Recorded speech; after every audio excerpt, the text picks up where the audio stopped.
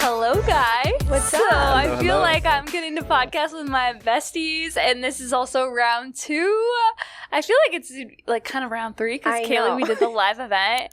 And David, the other live event too. Oh, yeah. This is guys, listening, you're in for such a treat because we're with just like the podcast OGs over here. This is just an extension of our friendship. I love it. Just an extension of sitting at the kitchen table and talking. I know. I love it. It's going to be amazing. And we're in New York. If you guys are listening, so of course I've done an intro, but I'm sitting with Kayleigh Christina and David Greenfeld. How are you guys?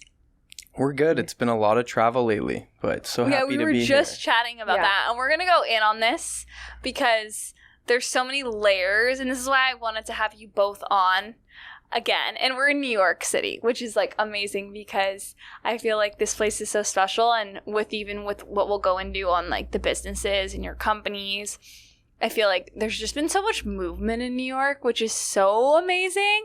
And I think it makes it even more special that we can film our episode here and being in this energy. But both of you. So individually, you've been on the podcast, Kayleigh even like longer, like so long ago, the CLEARSTEM episode with Danielle. And there's been so much growth and abundance in every way, not only like professionally, but personally, and also being your friends, like your beautiful relationship that you guys have. And I think that there's so many things that I wanted to tap in on, and that's why I felt so called to have you both on together, because I think individually with the brands and then with the beautiful life that you've created.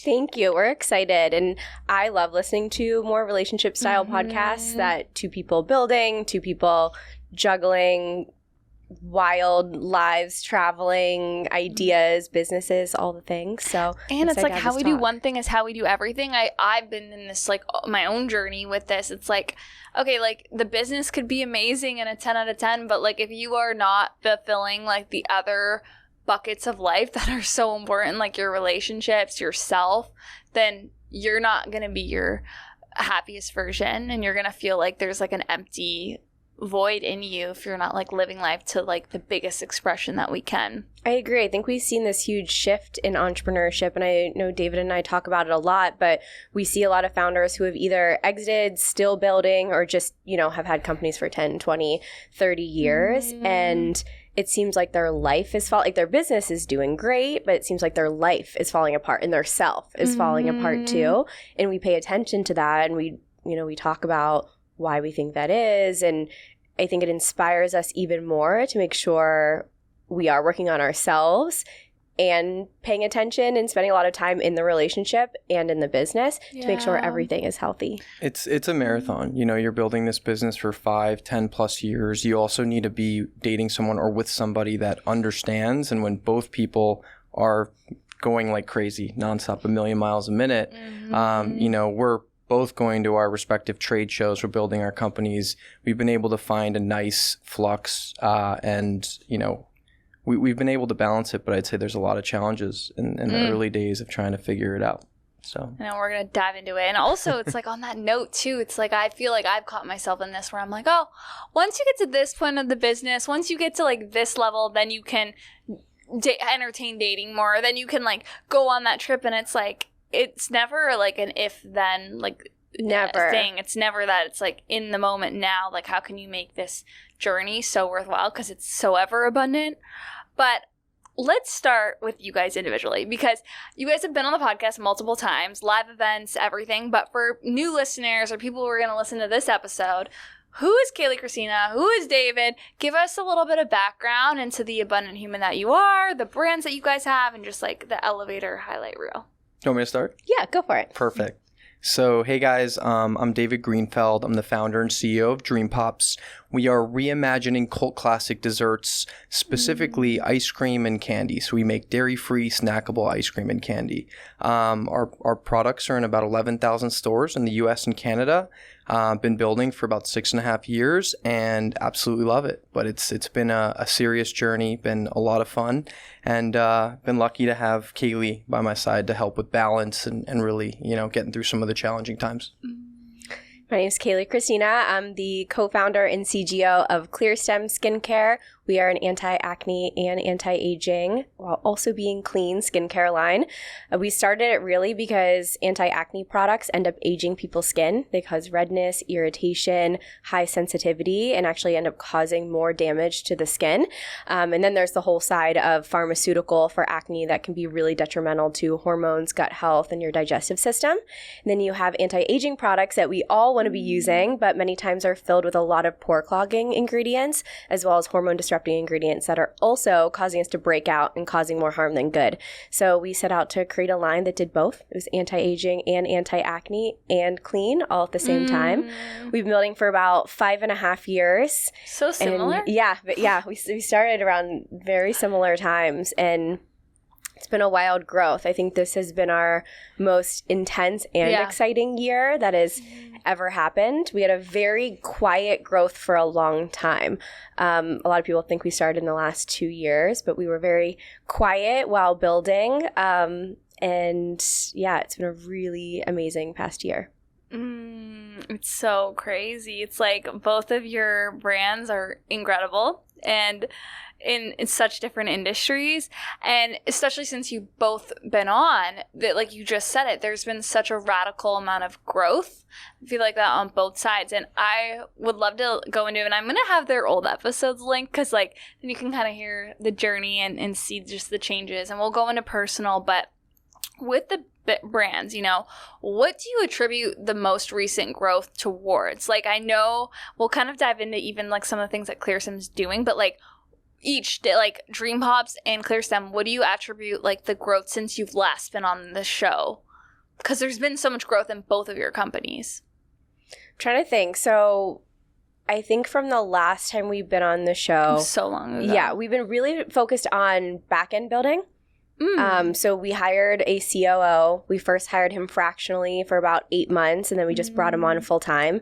We hired a head of e-commerce, and I think it's, you get to the point until you basically extinguish your own skill set, until you realize like someone else needs to be in this to take it even farther. I have to bring in someone who is way better at this than me.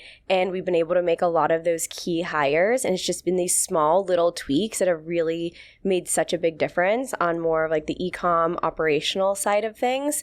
And then we had a release of a supplement. I think it was releasing maybe around the time of our podcast. I can't remember if it was released or not. Yeah, but Body Skin. Yeah, but that quickly grew. I think after. Yeah, that quickly grew to our best-selling product by like 5x. Like 5x's out everything else. It went viral on TikTok. It has insane before and afters to it. Like it made such a huge difference in people's skin from the internal part. And I think that put us on the map even more and gave us more capital to make hires, more marketing dollars to make hires, and expanded our ambassador program. And so, that's really, really helped us grow in the last year and a half. Also, you're so education value-based always. And I think that like ever since you guys were on, like you always lead with so much intention behind why you make your products.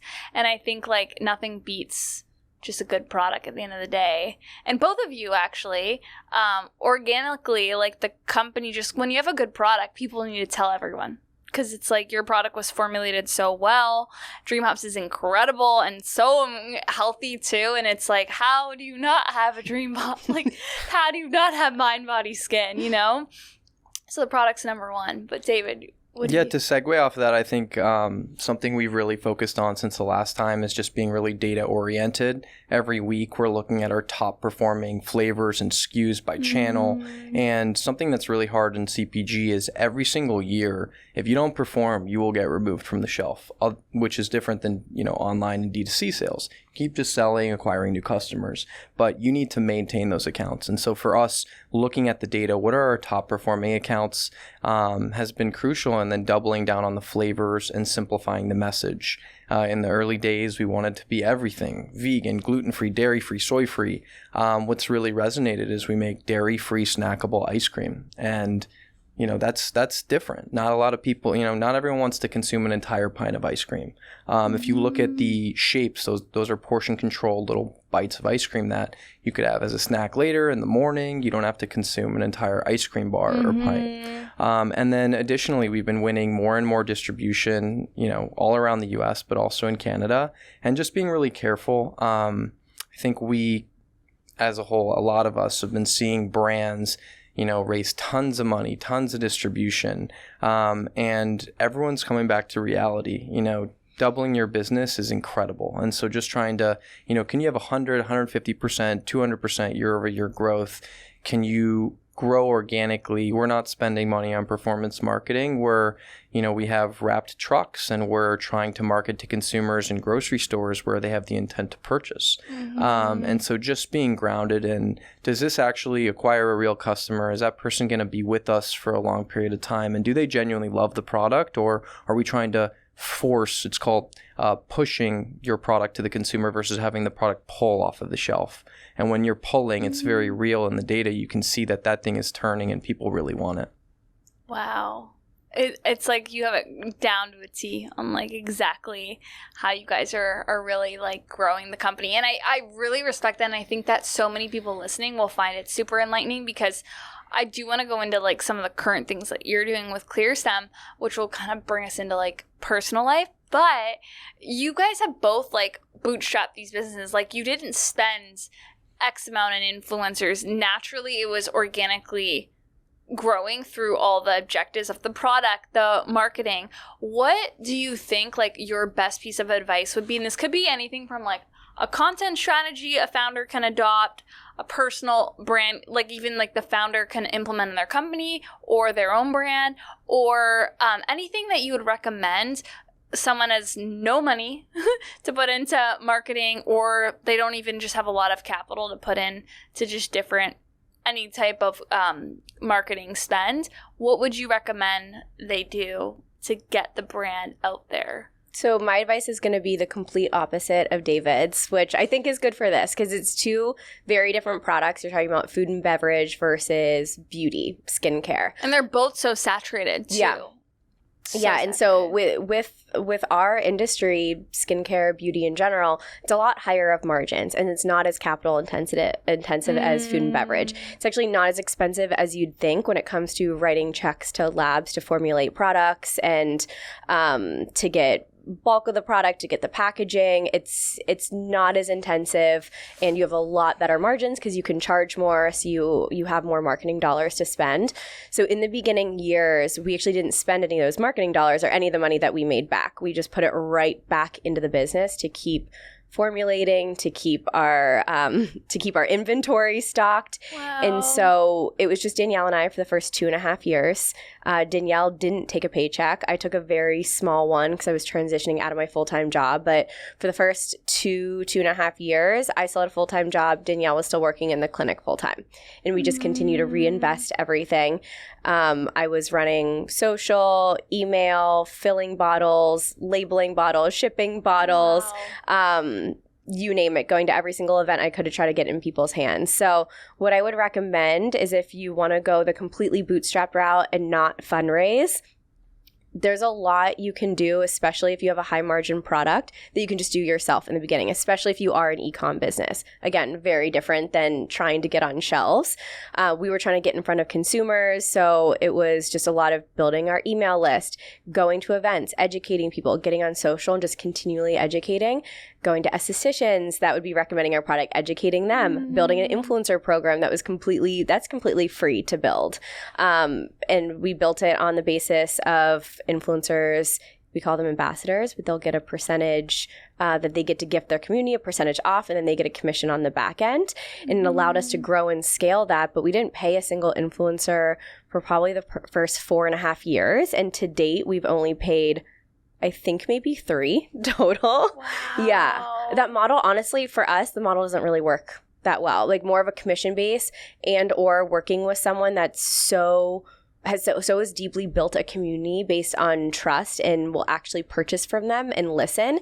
But you got to find those diamond of people, like the diamond in the rough. But to build a business with something with higher margin, it is not expensive as you think. You can build a website, you can build an email list, you can get on social. A lot of those things are really free and at a low cost. And if you're willing to exchange your time for money, 1 or 2 people can do it for a while until you start extending your resources. And people make excuses sometimes because it's a lot of work. It's a lot of work. You put in we 2 did jobs, everything. You're doing it all. Yeah, did it all. It's but so it's easy for people to make excuses on like putting in that time, but it has the payoff. And like now, like with everything you're doing, it's like incredible. Like I'll get you to paint the picture on that. And you can build the proof of concept first. Like we had one product for 2.5 years, but a lot of our product was the education we were putting out there. The education plus the product was working, and that built a really strong community off of a product and education that worked. And then we continued to build on top of that, but we already had the community when we were building additional products. We didn't launch with 10 SKUs and was like, especially this is a skin. With your industry, it's so costly. Yeah, and we weren't like, this is a skincare system that fixes everything and it's a 10-step routine. Like we started with one, provided education, built the community, and reinvested everything over and over again. Wow, I love that. David, what would be your biggest? Yeah, and I'd say I just from where I sit watching Kayleigh, it's really best in class bootstrap D2C success. Like it's really unbelievable to watch. It's very different than CPG and food and beverage, and I'll be fully transparent. Like we've raised from institutional investors. So in the early days, though, I will be also real. I took the majority of my savings from working in finance, opened up a tiny commercial kitchen in downtown LA. We were hand making Dream Pops and selling into Erewhon, which is our first customer, and we started there before we raised any money. Before we sold into Erewhon, we actually wanted to be the daily harvest of ice cream, and we were selling our Dream Pops direct to consumer.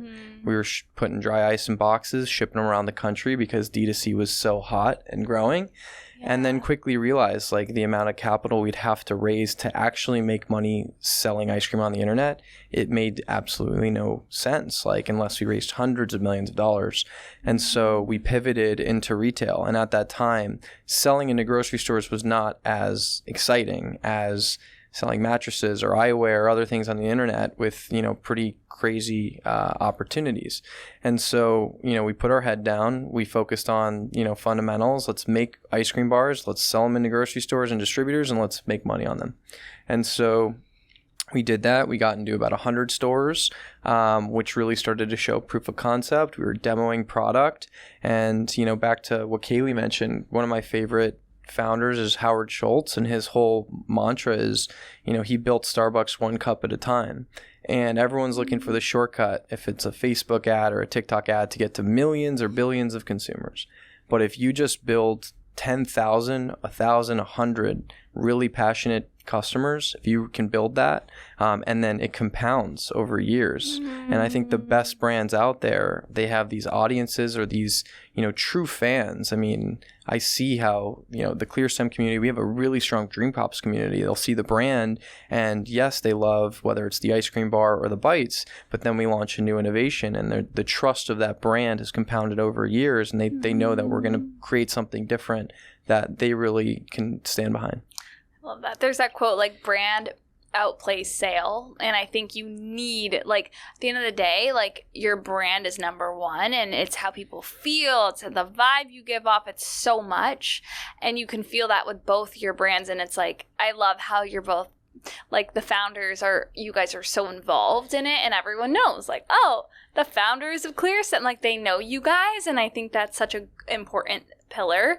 But as we kind of, like, move into your journeys today, last touch on like the business note of like how abundant it's been, right? It's been such a beautiful journey, and you guys are traveling and doing so many great things. And of course, like, you're probably even more busy than when you were working 2 jobs bootstrapping the business, but it's like in such a different way. It's a new level, and you're also like this evolved version of yourself, like over the years of so much personal growth. But what is your intention, and like, what are you guys really focused on within CLEARSTEM, within Dream Pops, that you're super excited about? And Kayleigh, I also would love for you to touch on like the event in this, because like you've been doing so many CLEARSTEM events, and I know it's a huge pillar of a focus.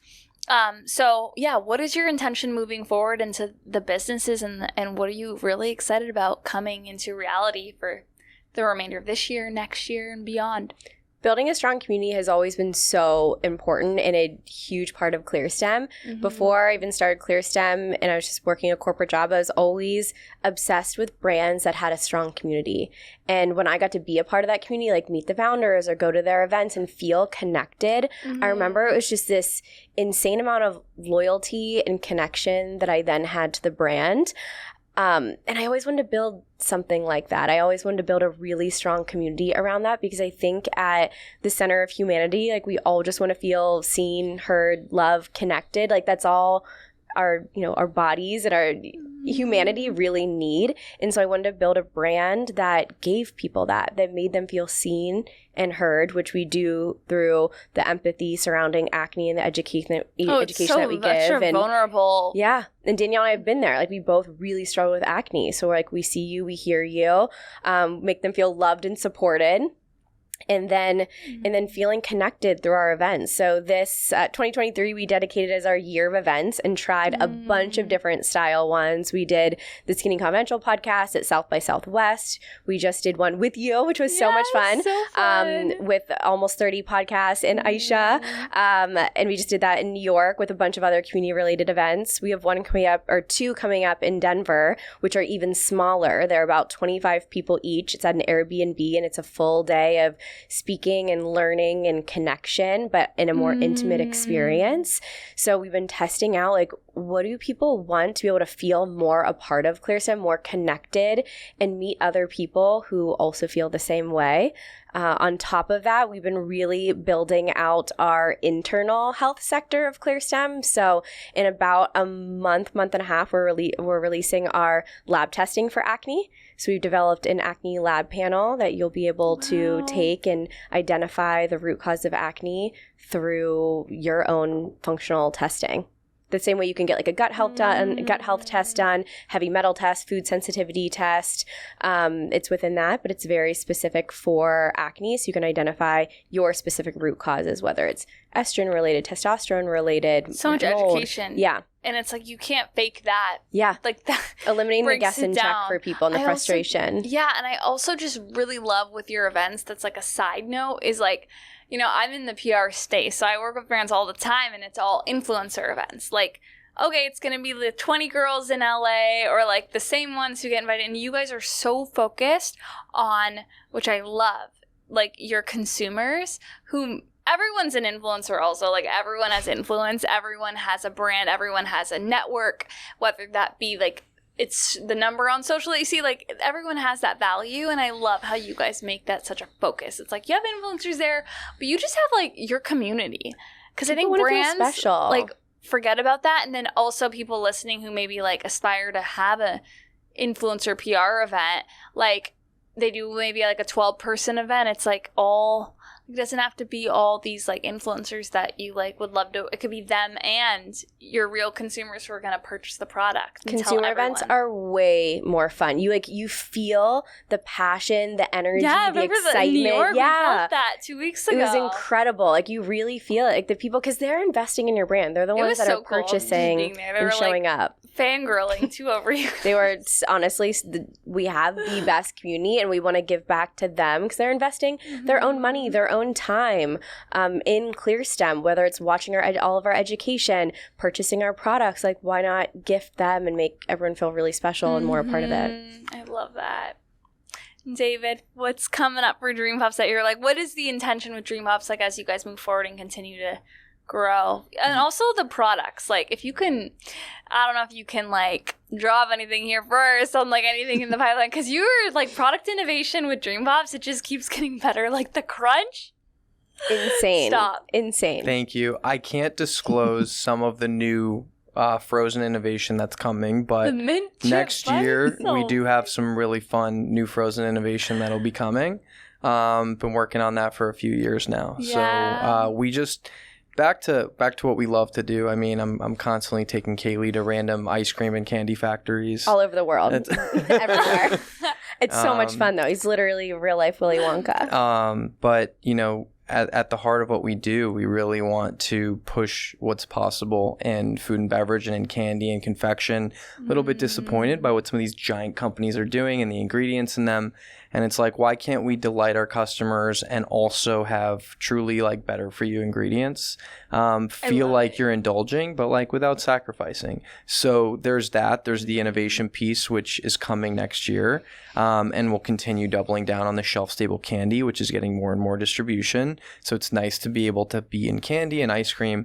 And then, you know, separate to that is just there's nothing that really like impacts me more than when you're in a new city and you see product on shelf and like great placement. So just continuing our team's done an amazing job of, you know, basically going into stores, making sure you're eye level, making sure that customers are reordering. It takes a village, and it takes time and patience and persistence. And so maintaining great new current accounts, getting new ones, launching new innovation. You know, we've been doing some event marketing as well with ClearStem and on our own. And so for us, like, there's 100,000 places where you can sell an ice cream product in the U.S. We want to be in every American house, you know, every home. So what's it going to take over the next few years to just keep building traction and, you know, telling our story?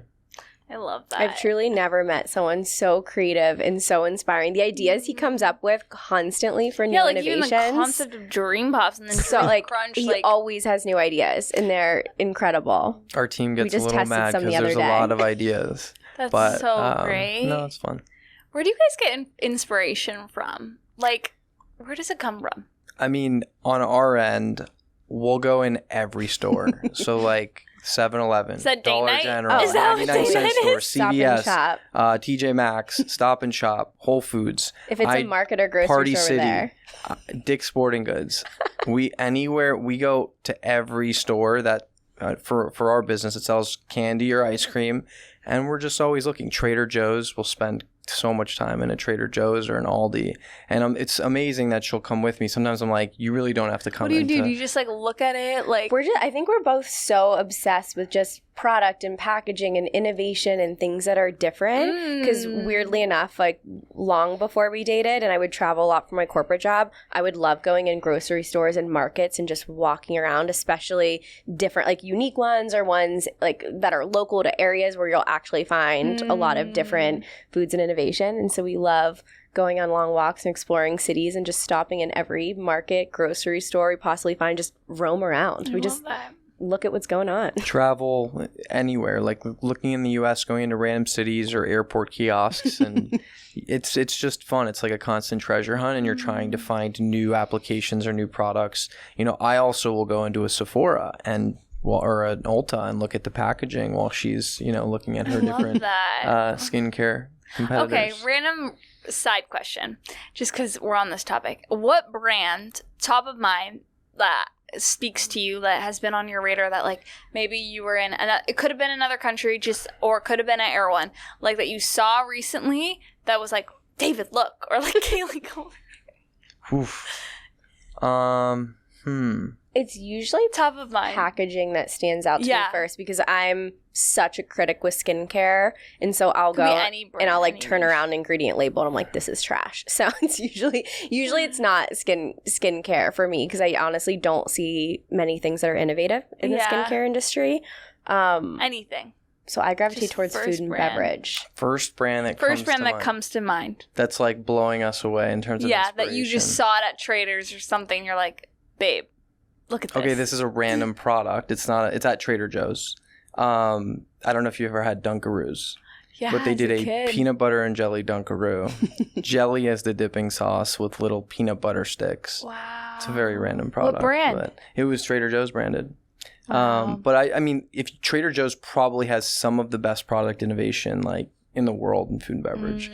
So we spend quite a bit of time in there. So you like that one just for the product innovation. Let me think about brand and packaging, because I want to give a good answer. Yeah, I don't know if I have a good answer for this. There's elements that I love of a lot of different brands that I'll piece together. So for me, I love different ways of communicating a brand. So especially as we walk around New York City, I'm always stopping to take pictures of billboards, of wild posters, of the way brands are described in unique ways. I feel like that's the way my brain works, and that's what sticks out to me, because I'm constantly finding like innovative, like one sentence ways to either describe ClearStem or connect with a customer, like what catches people's attention. So that's what catches my attention when I'm roaming around a city, is how is someone marketing it? How are they describing it? How are they getting in touch with the consumer in such small amount of words? Nespresso had some good ones that I saw this morning randomly. I was like taking pictures. There's like a huge, I don't know if it's new or not, but here in Soho, it's like the biggest Nespresso store and cafe I've ever seen. And they had some really catchy slogans on the front that I was snapping pictures of. I love that.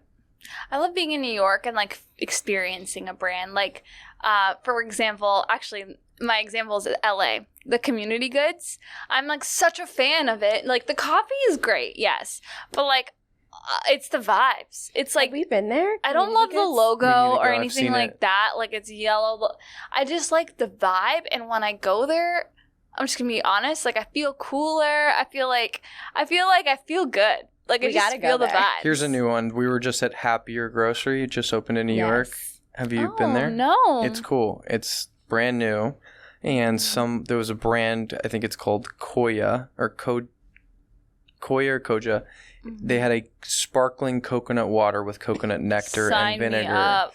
And I was pretty impressed. I haven't seen a sparkling coconut water. It sounds pretty good. And I have it like, we look at a lot of beverage sets, so seeing something innovative is fun. I love this. Can I just join in on this next time? All we do is roam. We get our coffee in the morning. We explore. We walk in random stores, go down random back alley stores, you name it.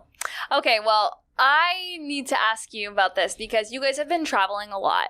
And we just, like, before we were recording, like, you both went over, like, fly into LA tonight, you leave on Sunday, you're never home in September, like, running around. And I know you guys are doing travel together, which is beautiful, which we can tap into. But, like, how do you have this balance? And I know this question is loaded and it can go all the ways, which I'm so here for.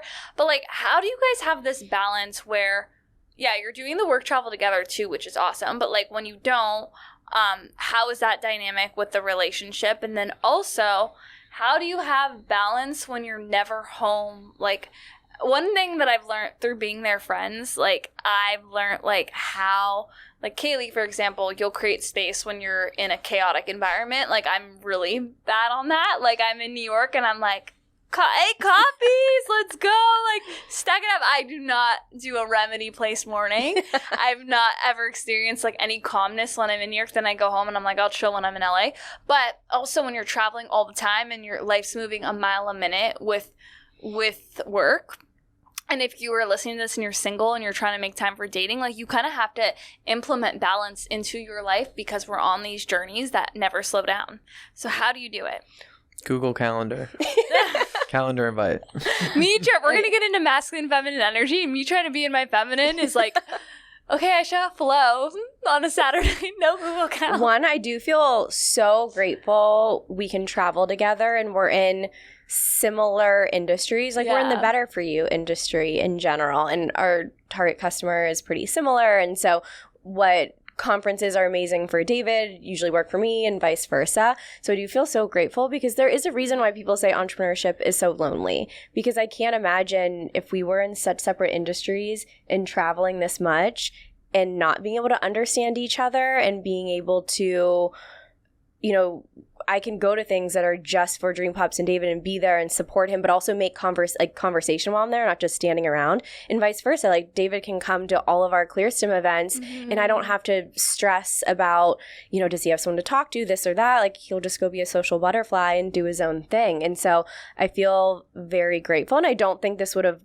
that's why it doesn't work for a lot of people, or different relationships when you're in entrepreneurship. Because if someone doesn't get it, there is so much disconnect because we're both in our company so much, but we get to share it together and have fun together.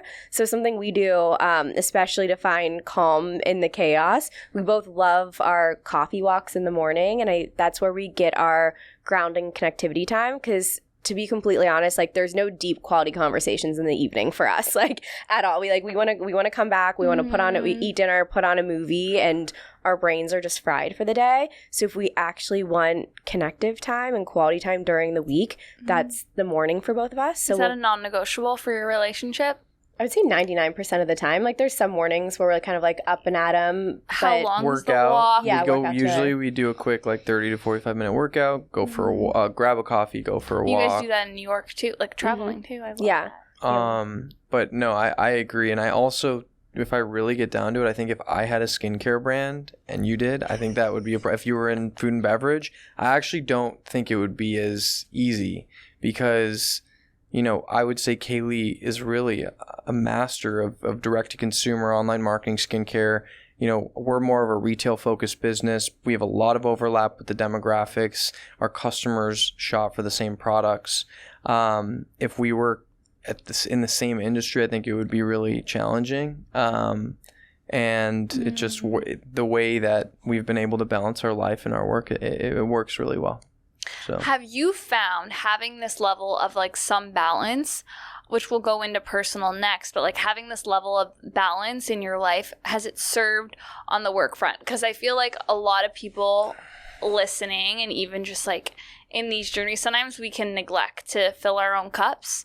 So have you found that serving your work life, like when you do, you know, take that, like even if you're crazy with work and like you have, especially in LA, right? We're already 3 hours behind. Like, how have you shifted that mindset? Because for me, it's been a lot of work of like, oh, I can't take an 8 a.m. coffee walk. That's like 11 a.m. in New York. What is your whole mindset around that? Yeah, I would say I've really transformed thanks to Kayleigh. Like she's so good at it. Like she started to look at, oh, David, what are you eating on a daily basis? This is probably pretty bad. We should fix this. We should, you know. She like makes all the meals too. But like you get so caught up in your routine that like I was just like, oh, Postmates, order something, eat something unhealthy, quick, convenience, because you're so obsessed with like saving time and being efficient.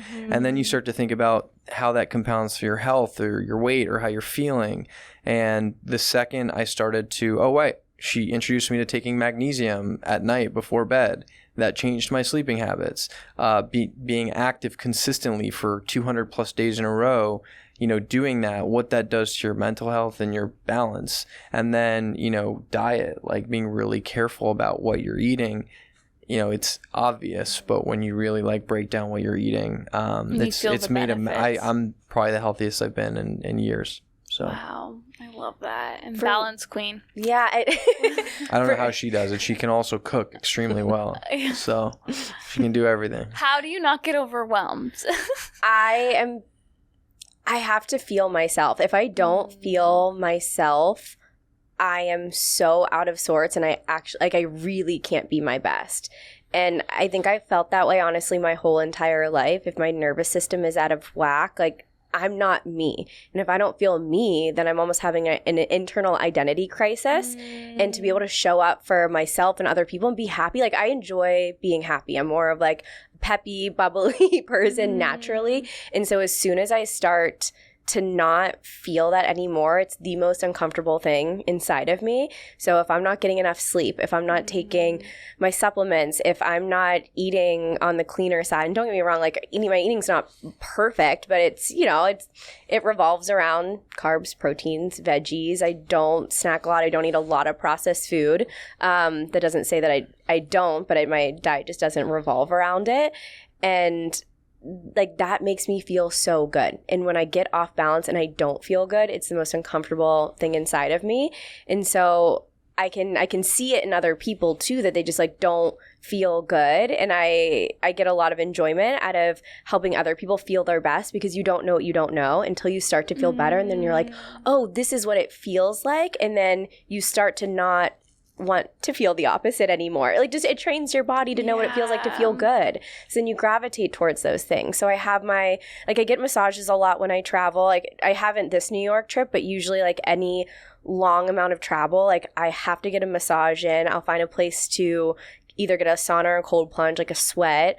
But I have to get those grounding elements in to kind of like recenter myself and feel my best. And you're the best investment they'll ever be. Like if you don't actually like take care of the vehicles that's running the empire, it's not going to fuel the way it does. So I think it's like such a constant, like it's so beautiful to have people in your life like yourself, and like you can see that reinforcer in like the people around you, and we attract what we are, right? Like our relationships in our life, they are a reflection of like the inner work we do and who we are as people. And I really want to go into this because you guys attracted each other into your lives, but it's such an inner thing that like you've done on an internal level to bring like have you guys like kind of appear for each other. And I think that, you know, when anyone's listening who's single, or if you're in a relationship, like, and you're growing together, I think it's so important, like, while you're single too, it's like to keep doing the work on yourself, because you're just going to attract that in your reality in the reflection of a partner. So how have you guys, like, before you guys met, and then even now, how do you continue to like build that relationship with yourself? And you can even go into like how you both even first met. Yeah, so we met at Allie from Supermush. She hosted a founder dinner in Venice. And I think it's a great point. Like, you know, I hadn't been in a relationship from a while. I definitely had emotional unavailability and commitment issues. And I was so obsessed with like building a successful company that I would not make time to like really, you know, explore being in a real relationship. And something she's really helped me with is like, you have this vision of where you want to be until you're ready to date or go to the next chapter and things you want to accomplish. But life doesn't work that way. You can't just like be like, okay, in 2 to 3 years, company's going to sell, I'll be ready to go, and then I'll explore a relationship. That's not how it works. And as, you know, as planners, and you're projecting, you know, a reality as you're building a company, you have to have a little bit more flexibility. And so she's been really good at, you know, being less fixated on the destination and more so just enjoying the process. And, you know, one of my biggest blocks was that fear of commitment and being in a relationship. And it's actually crazy because when you're seeing in a relationship, it's actually accelerated a lot of growth professionally. How did you get over that fear of like commitment and emotionally unavailability? I mean, she was tough. She you know, helped. But I was so anti-relationship because I thought, okay, well, if I'm in a relationship, how can I away at Dream Pops Empire? How am I going to go on a date or, you know, give myself to someone and not give 1,000% of myself to this business and be successful?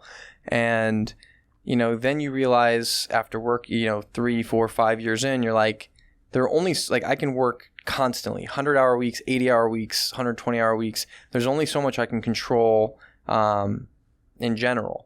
And if I'm unhappy or unhealthy and I'm not social and I'm not dating, then I'm going to burn out. And so balance and dating someone and them giving you a perspective or a reframing of things that you're going through. And, you know, she put up with some crap of like me being unavailable or making up excuses as to why I needed to work and not getting together. And I commend her for the patience on that. And then was it almost like a gradual shift, or like because I feel like, yeah, it's like a journey to kind What's your take on it? I think it was a gradual shift because for me, without David saying any of these things, I could sense it in him, but I could sense, okay, this is my biggest strength and weakness at the same time. I see like I see who people are, even if all of their walls are up. It's kind of like I see this person, but I see like all this sludge covering this person. It's like, I know if I can get that sludge off, I can see, like I can see like things, walls. Like, really like things that are blocking you. Things that are blocking you, like like trying to walk through mud. Like, right? It's all these things that are slowing you down and blocking you. And I could just like feel and sense like who he was to the core, but I could also see the like shifts when like the fears and the walls came up. And I knew if I was honestly just patient, they would come down, because I knew I could sense that he didn't trust a relationship. And not that he didn't trust me, he didn't trust like what a relationship could be. That's what I felt. And I was just patient enough that I was like, you know what, I'm not going to tell him like this is who I am or this is this. I'm just going to show him. Like, I'm going to continue to be supportive, and I'm going to continue to show up and have conversations and and show him who I am, but also what a relationship can look like, what a supportive relationship can be.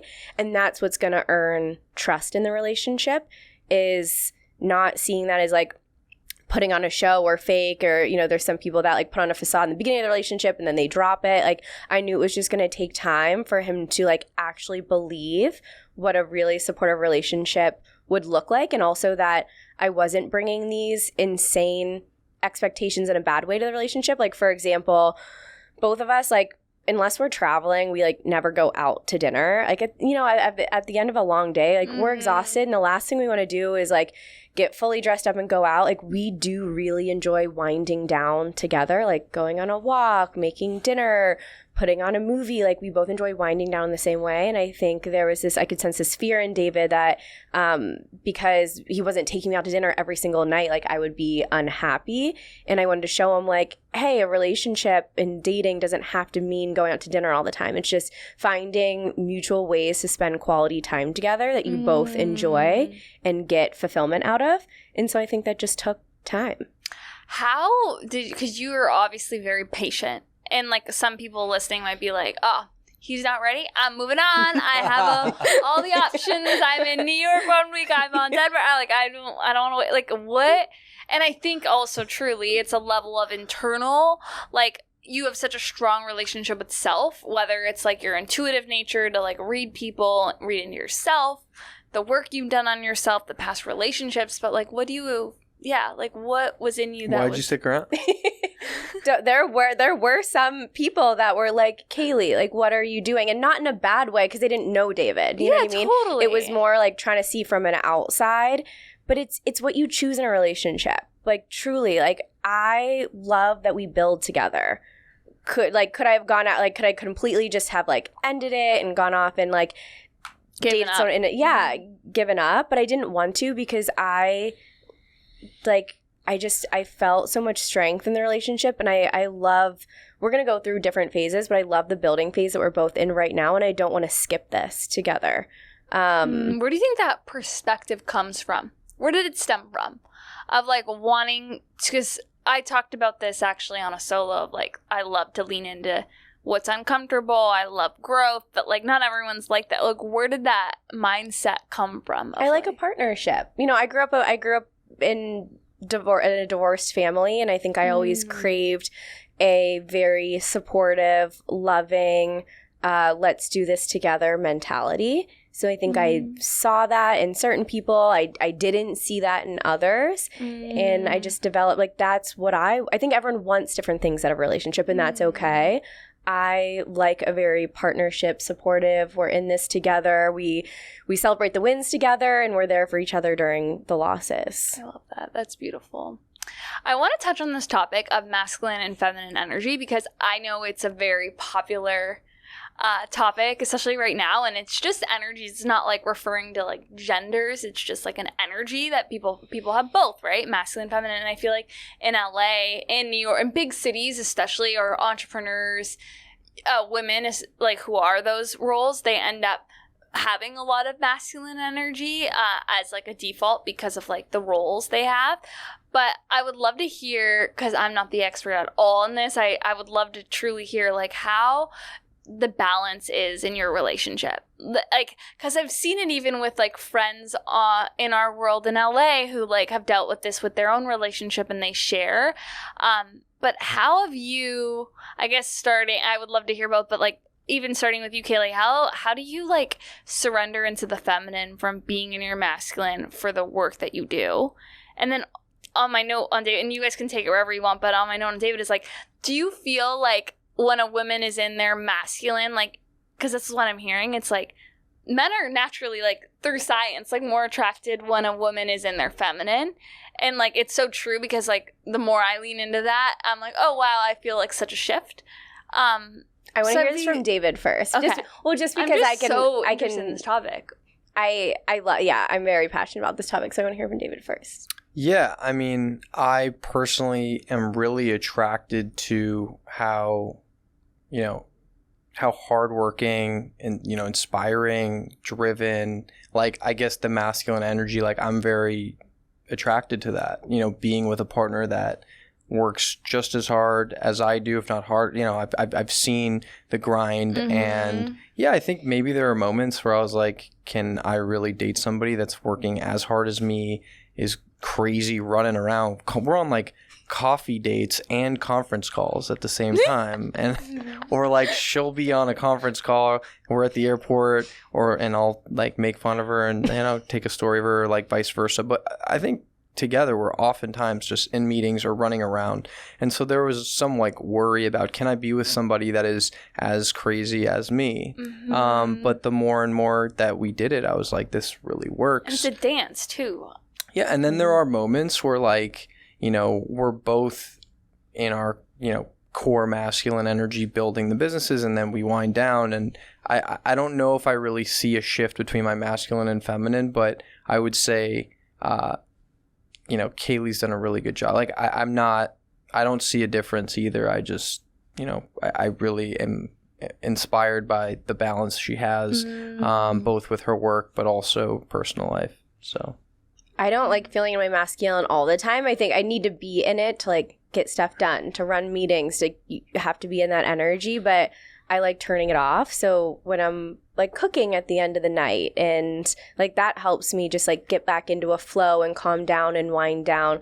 I also try to take a lot more breaks from emails, and not be like constantly bombarded by it, and just be in my own energy. So I think when we wind down and I cook and we watch a movie and we like cuddle on the couch together, when we go on our walks as well, like we're in a very flow state, like again when there's no calls going on, in a very like slow and flow and exploratory, and just like holding hands and walking in the city, and there not being a mission to what we're doing, like, oh, we have to get to this place by this time and do that. When we can be in that flow state is where I feel like I can really be in my feminine a lot more. So I'd say like I challenge more of the masculine energy for the work day, but I love turning it off both like morning and evening. I like to just get in touch with myself, and you know, David's in his masculine energy. He's like so strong, so steadfast, like takes care of us, makes me feel so safe, and then I can just relax into me and just be and like cook for us and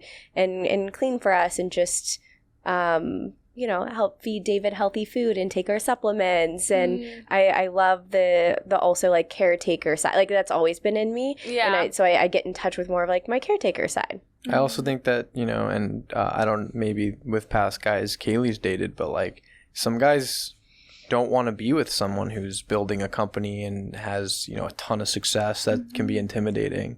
I welcome that. I like to be as close to other people who are projecting and emitting success and doing amazing things, and like her personal growth, the amount of work she's done has rubbed off on me, because there have been things that I just haven't wanted to deal with, and you know, she's helped me deal with them. I love that. What do you think makes a relationship work in general? Like someone listening could be like looking, I know a lot of people who listen, they're like big manifestors. Like what do you think are like some big things that makes a relationship dynamic work? And even for someone listening who's in a relationship, like maybe they can adopt some of these things.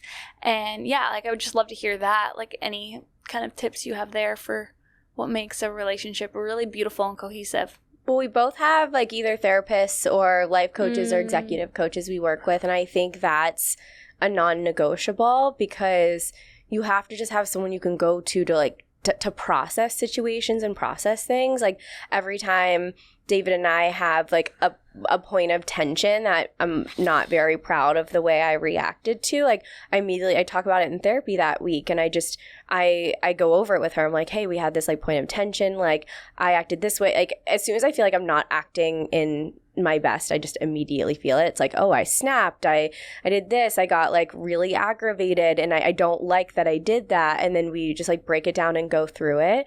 But I will say, like, one of my favorite attributes of David is like, I have a huge fear of communication a lot. Just like bringing up difficult conversations gets me so worked up on the inside, and it's never ended poorly. Like he always listens.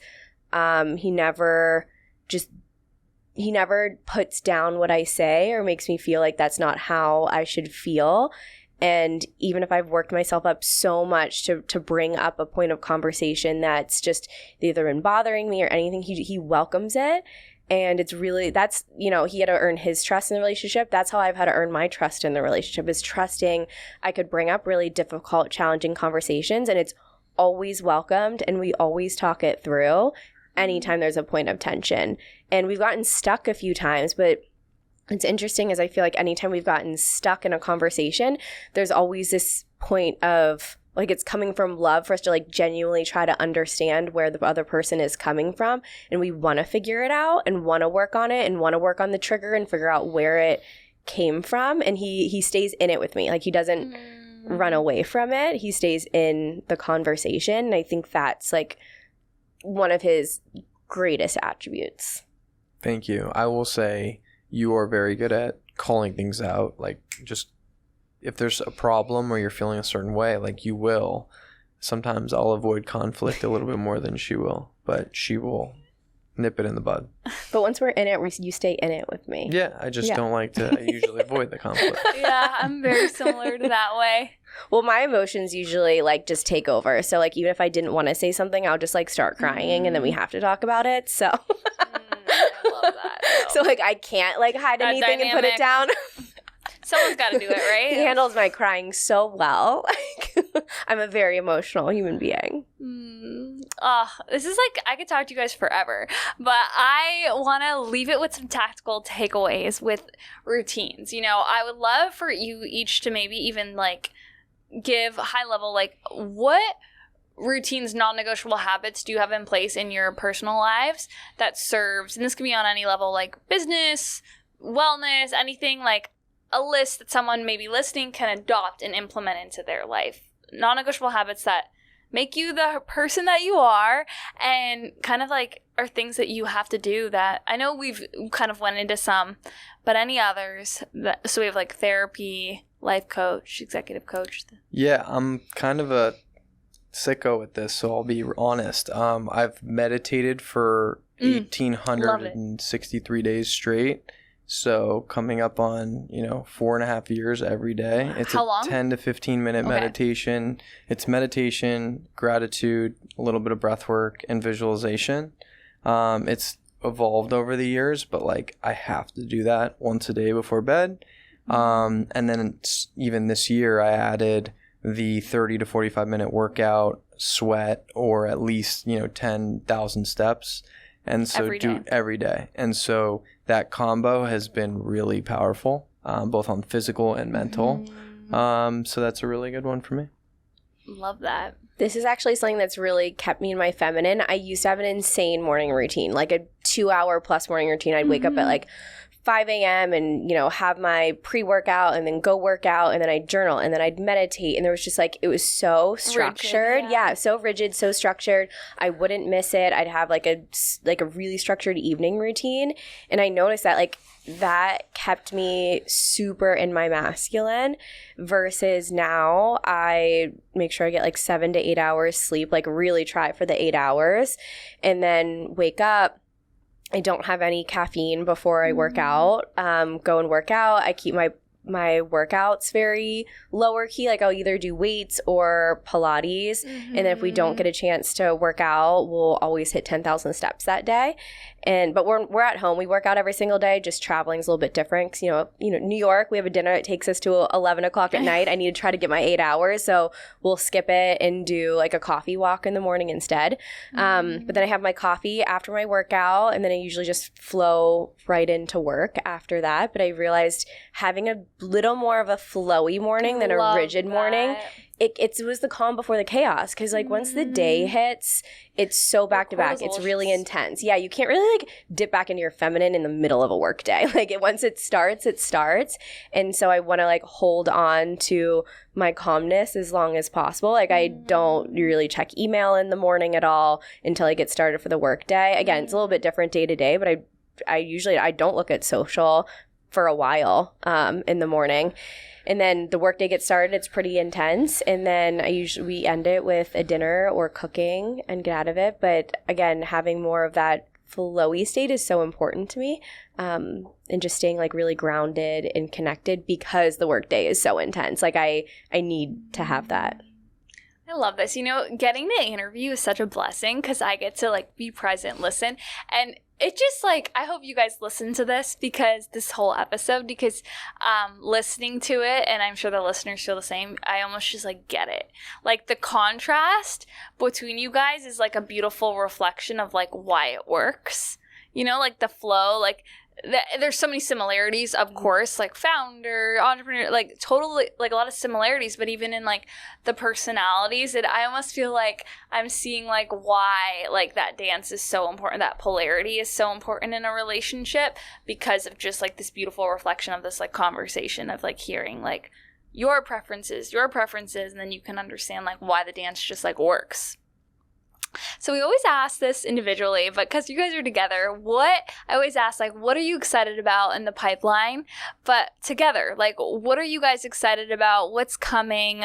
That's maybe it could be anything from like a trip to like something with the work, anything. What are you both excited about? Like, that's kind of joint. We were just talking about this, was it last night at dinner or the night before? And my answer is kind of strange. I'm excited for the unknown.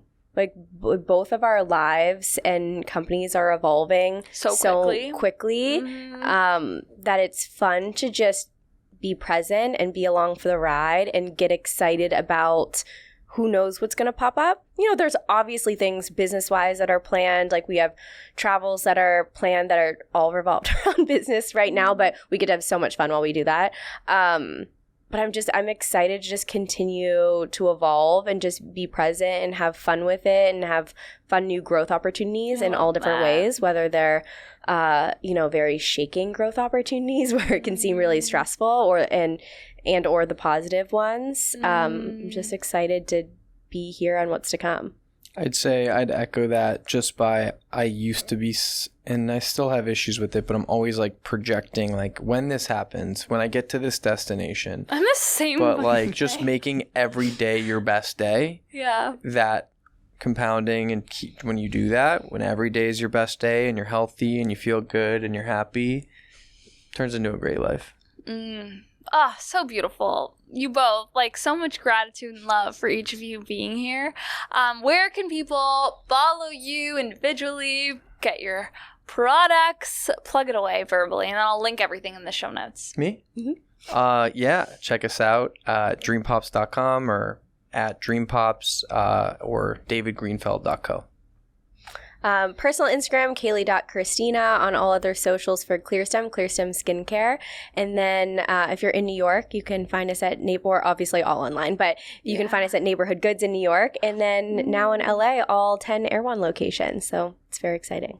So exciting. Well, we'll have everything linked below in the show notes. And thank you both again. Thank you. Thanks this for was the having best.